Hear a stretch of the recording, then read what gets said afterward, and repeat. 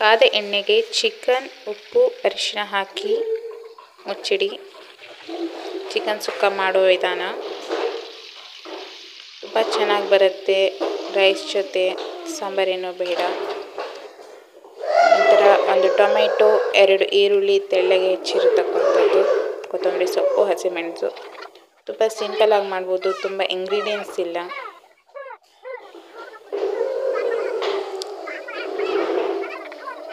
Chicken ಬೆಂದಿರುವಂತಹ ಬಾಣಲೆಗೆ ಈರುಳ್ಳಿ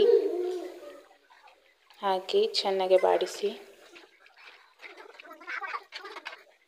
ಮುಚ್ಚಿಡಿ. ತದನಂತರ ಮೆಣಸಿನಕಾಳನ್ನು ಕುಟ್ಟಿ ಪುಡಿ ಮಾಡಿಕೊಂಡು ಹಾಕಿ, ಶುಂಠಿ ಬೆಳ್ಳುಳ್ಳಿ ಪೇಸ್ಟ್,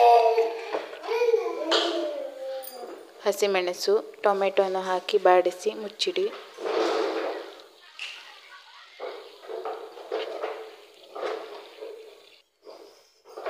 ನಂತರ ಚಿಕನ್ ಮಸಾಲ ನೀವು ಯಾವ್ದು ಯೂಸ್ ಮಾಡ್ತೀರೋ ಅದು, ಸ್ವಲ್ಪ ಚಿಲ್ಲಿ, ಸ್ವಲ್ಪ ಖಾರ ಇರಬೇಕು. ನಿಮ್ಮ ಖಾರಕ್ಕನುಗುಣವಾಗಿ ಖಾರದ ಪುಡಿಯನ್ನು ಸೇರಿಸ್ಬೋದು. ನಂತರ ಕೊತ್ತಂಬರಿ ಸೊಪ್ಪು, ಲಾಸ್ಟ್ ಎಂಡಿಗೆ ನಿಂಬೆ ರಸ. ತುಂಬ ಸಿಂಪಲಾಗಿ ಮಾಡ್ಬೋದು, ತುಂಬ ಟೇಸ್ಟಿಯಾಗಿ ಬರುತ್ತೆ. ಒಮ್ಮೆ ಟ್ರೈ ಮಾಡಿ.